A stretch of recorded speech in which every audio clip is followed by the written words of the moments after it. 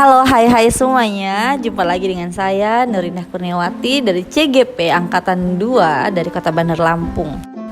Pada kesempatan kali ini saya akan memperkenalkan anggota kelompok saya yang sangat-sangat luar biasa, yaitu ada Miss Septriani dan juga Bu Meli Gustina. Baik, pada kesempatan kali ini saya beserta teman-teman saya akan memaparkan tentang ruang kolaborasi 3.2, pemetaan 7 aset utama di daerah kami.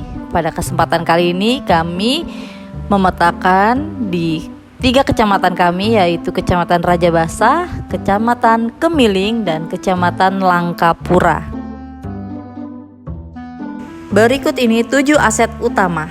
Yang pertama modal manusia, kedua modal sosial, ketiga modal fisik, keempat modal lingkungan atau alam, kelima modal finansial, keenam modal politik, yang ketujuh modal agama dan budaya. Kalau disingkat supaya mudah untuk menghafalnya, Ma Sofi Linan Polak But, Ma manusia, So sosial, Fi fisik, Li lingkungan atau alam, Nan finansial, Polak But politik, agama dan budaya. Baik, yang pertama ada modal manusia. Modal manusia ini berupa pengetahuan, keterampilan, dan kecerdasan warga sekolah atau di sekitar sekolah juga boleh. Baik, dalam modal manusia ini ada guru, siswa, kepala sekolah, dan juga tenaga kependidikan. Baik, modal manusia yang pertama ada guru.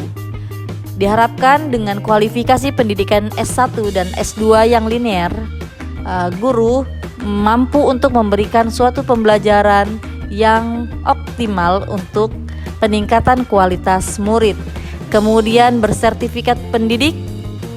Kemudian ada pemenang lomba guru berprestasi, keterampilan khusus, seni, IT, dan kepemimpinan. Pada kali ini di masa pandemi COVID-19 ini, guru dituntut harus bisa IT untuk paling tidak mengoperasikan dan memberikan pembelajaran secara daring kepada murid-muridnya. Untuk di SD, guru dituntut untuk bisa semua, dituntut untuk multi talenta, apalagi untuk guru-guru kelas bawah.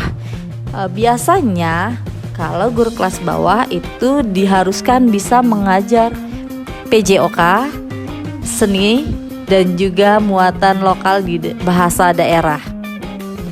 Aset manusia selanjutnya ada murid. Murid kami berlatar belakang heterogen, macam-macam, dan juga murid kami adalah murid yang digital native atau dari lahir sudah dikenalkan dengan gawai atau gadget.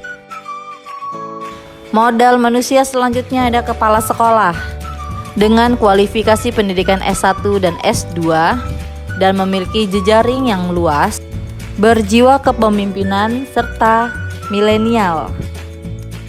Modal manusia yang keempat ada tenaga kependidikan.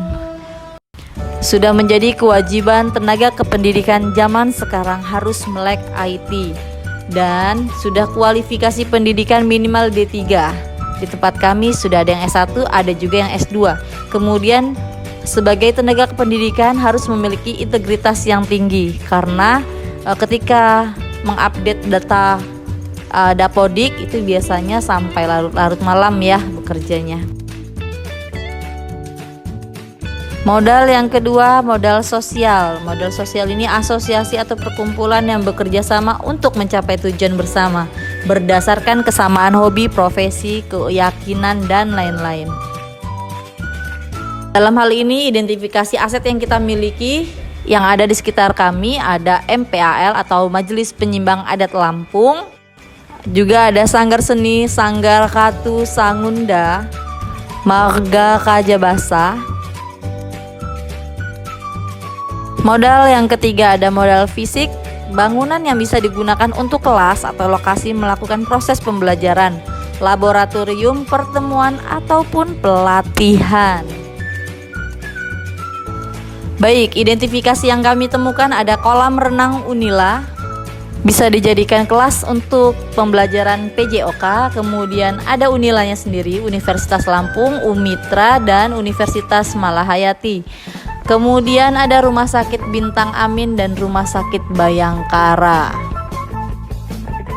Kemudian ada Terminal Raja Basa yang kita bisa gunakan untuk pembelajaran mengenalkan alat-alat transportasi. Selanjutnya ada Balai Krakatau dan Gedung Pramuka.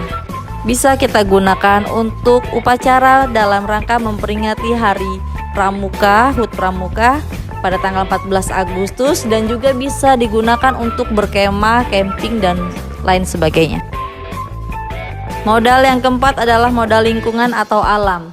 Bisa berupa potensi yang belum diolah dan mempunyai nilai ekonomi yang tinggi dalam upaya pelestarian alam dan juga kenyamanan hidup. Modal lingkungan terdiri dari bumi, udara yang bersih, laut, taman, danau, sungai, tumbuhan, hewan, dan sebagainya. Baik, adapun identifikasi dari modal alam ini ada Taman Kupu-Kupu dan Penangkaran Rusa Tahura. Taman Kupu-Kupu bisa kita gunakan untuk mengenalkan metamorfosis kupu-kupu secara real, secara kontekstual kepada anak-anak. Baik, pada modal yang kelima ada modal finansial. Modal finansial adalah berupa dukungan keuangan yang dimiliki oleh sebuah komunitas yang dapat digunakan untuk membiayai proses pembangunan dan kegiatan sebuah komunitas. Pada modal finansial ini kami menemukan ada pasar tani, pasar tempel, serta kawasan sentra industri keripik. Modal ini bisa digunakan untuk pembelajaran PKWU atau pembelajaran kewirausahaan. Modal yang keenam ada modal politik. Modal politik adalah ukuran keterlibatan sosial. Semua lapisan atau kelompok memiliki peluang atau kesempatan yang sama dalam kepemimpinan, serta memiliki suara dalam masalah umum yang terjadi dalam komunitas. Modal politik yang kami petakan ada Puskesmas Kemiling, Kedaton Medical Center, serta pembangkit listrik negara PLN yang ada di Raja Basah.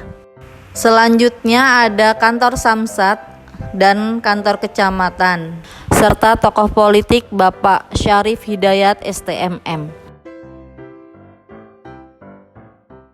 Modal yang ketujuh atau modal yang terakhir ada modal agama dan budaya. Agama merupakan suatu sistem berperilaku yang mendasar dan berfungsi untuk mengintegrasikan perilaku individu di dalam sebuah komunitas, baik perilaku lahiriah maupun simbolik. Agama menuntut terbentuknya moral sosial yang bukan hanya kepercayaan tetapi juga perilaku atau amalan. Agama yang dianut ada 5 agama, yaitu Islam, Hindu, Buddha, Katolik, Kristen, Konghucu. Adapun modal bangunannya ada Islamic Center, Masjid Babu Salam di Langkapura, kemudian Gereja Masehi Advent di Kemiling. Selanjutnya, kebudayaan yang unik di setiap daerah masing-masing merupakan serangkaian ide, gagasan, norma, perlakuan, serta benda yang merupakan hasil karya manusia yang hidup berkembang dalam sebuah ruang geografis. Dalam hal ini ada Museum Lampung, Gaboviro, Rumah Panggung Nuwono Tasya. Baik, sekian dulu pemaparan dari kelompok kami. Thank you.